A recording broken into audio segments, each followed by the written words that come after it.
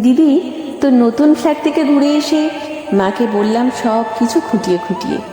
তোর ঝকঝকে মোজাইক নিচে, ইমালশান লাগানো দেওয়াল, আধুনিক ডাইনিং টেবিল, জানলা দরজায় ঝোলানো দামি পর্দা, এমনকি তোর ব্যালকনিতে রাখা বাহারি পাতার টব, সব কিছুই বললাম মাকে।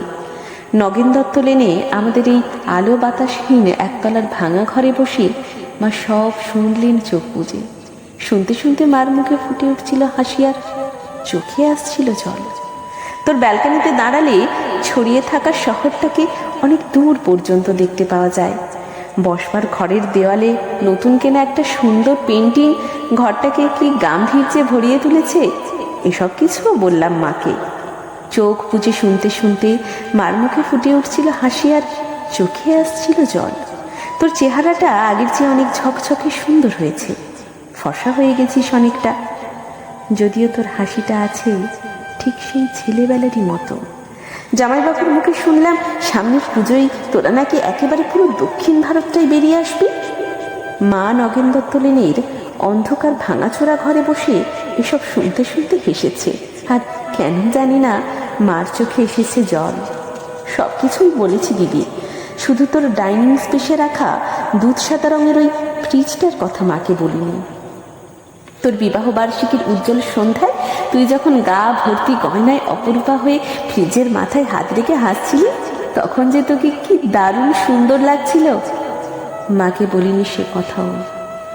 বিবাহ বার্ষিকীর সন্ধ্যায় তোদের আনন্দ উজ্জ্বল অ্যাপার্টমেন্টে তুই আর জামাইবাবু যখন ওই ফ্রিজটার পাশে দাঁড়িয়ে হাসি হাসি মুখে মালা বদল করছিলি রসিক বন্ধুদের অনুরোধে, আর ক্যামেরার ফ্ল্যাশ ঝিলিক দিয়ে উঠছিল উপচে পড়া খুশির মতো, তখন ঠিক তখনই দিদি আমার চোখের সামনে স্পষ্ট হয়ে উঠছিল হাসপাতালের করিডোরে বাবার ভেঙে পড়া মুখ। ভেতরে মা তখন অপারেশনের পর অচৈতন্য।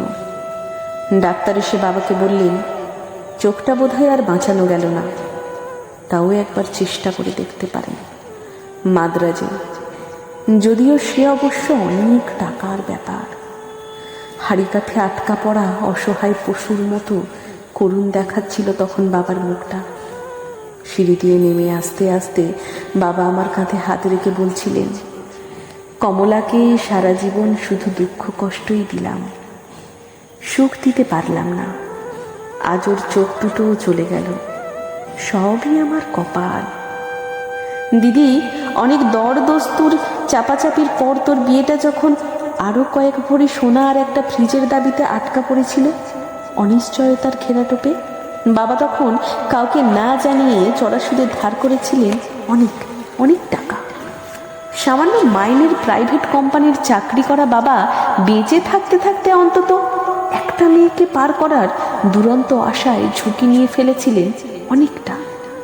চোখের জল আর রজনীগন্ধার সৌরভকে পেছনে ফেলে তুই চলে গেলি, পড়ে রইলাম আমরা, মা আমি, আর পড়ে রইল নগেন দত্ত লেনের অন্ধকার ঘরে বাড়তে থাকা সুধের বোঝার চাপে তলিয়ে যাওয়া একটা সৎ মানুষ, তোর বাবা, আমার বাবা। দিদি, তোর গা ভর্তি গয়না আর ওই দুধ সাদা ফ্রিজের কথা মাকে বলা হয়নি কিছুতেই। দৃষ্টিশক্তি খুইয়ে বসা মাকে বাবা বলেননি কিছুতেই।